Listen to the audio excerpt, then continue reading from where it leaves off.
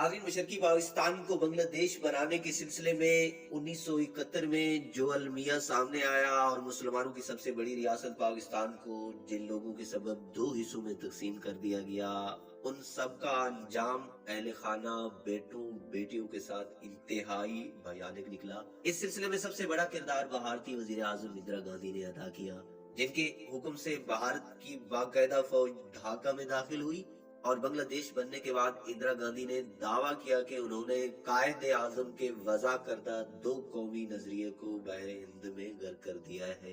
वो ज्यादा अरसा इक़्तिदार का लुत्फ ना उठा सकी और अक्टूबर 1984 में वो अपने घर जंग रोड से निकली ही थी कि जाती मुहाफिज सब इंस्पेक्टर बेअंत सिंह ने सरकारी पिस्तौल से 3 गोलियां फायर की। जो ही वो जमीन पर गिरी, दूसरे बॉडीगार्ड सतवंत सिंह ने गन से 30 गोलियों की बुछाड़ उन पर कर दी और वो मुर्दा इंदिरा गांधी पर भी मुसलसल फायरिंग करता रहा।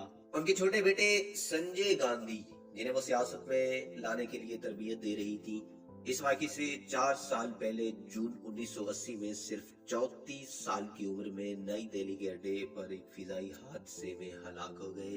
उनके साथ पायलट कैप्टन सुभाष भी लुक़्मा-ए अजल बन गए।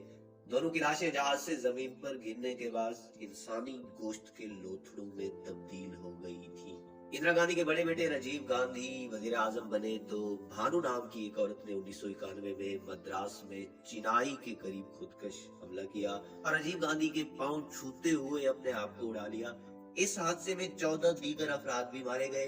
राजीव गांधी की लाश आग लगाकर खाकिस्तान करने से पहले डॉक्टरों ने बड़ी मुश्किल से कीमा होने वाली लाश को सिया और उसे बेढब इंसानी शक्ल दी ताकि चिता पर रखने में आसानी हो। इस तरह मशरकी पाकिस्तान को बांग्लादेश बनाने की चैंपियन खुद और उसके दोनों बेटों का भी अंजाम इबरतनाक हुआ। बांग्लादेश की तश्कील में सबसे नुमाया नाम अवामी लीग के सरबराह शेख मुजीबुर रहमान का था। वो अयूब खान के दौर में भारत से साजबाज करने के जुर्म में गिरफ्तार हुए थे। शेख मुजीबुर रहमान को नवाबजादा नसरुल्लाह खान, मुमताज दौलताना, मौलाना मौदूदी और वली खान वगैरह ने इसरार करके पैरोल पर रिहा करवाया और 10 साल दौरे हुकूमत के इख्तिताम पर अयूब खान से जो गोल मेज कॉन्फ्रेंस हुई उसमें शरीक करवाया। यहाँ शेख मुजीब ने 6 निकात के नाम पर मशरकी पाकिस्तान की नींव खुद मुख्तारी का फार्मूला पेश किया। अयूब खान ने 6 निकात के बारे में कहा कि मैं पाकिस्तान के डेथ वारंट पर दस्तखत करने को तैयार नहीं हूँ। ताहम बाद अज़ा मुजीबुर रहमान 1970 के इलेक्शन में भारी अक्सरियत से मशरकी पाकिस्तान से मुंतखब हुए थे। जुल्फकार अली भुट्टो ने उस वक्त ऐलान किया कि जो शख्स कौमी असम्बली के पहले इजलास में जो ढाका में बुलाया गया था शिरकत करेगा, उसकी टांगें तोड़ दी जाएंगी।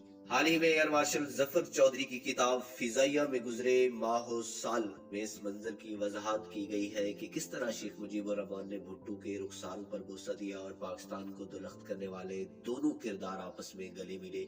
शेख मुजीबुर रहमान पहले सदर बाद अज़ा बांग्लादेश के वजीर आजम बने।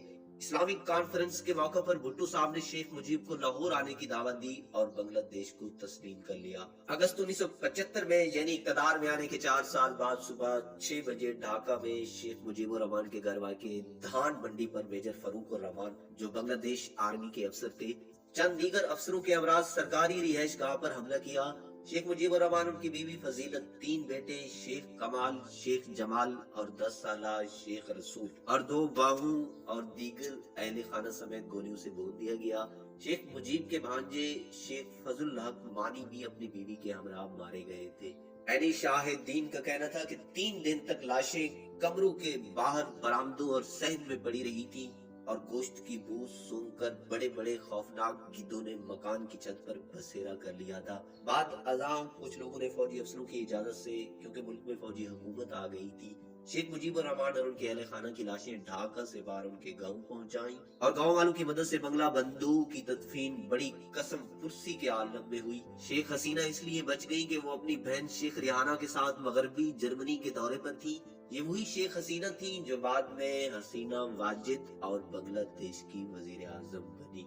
नाज़रीन, हमारी इस कहानी के बारे में एक कमेंट जरूर दीजिएगा।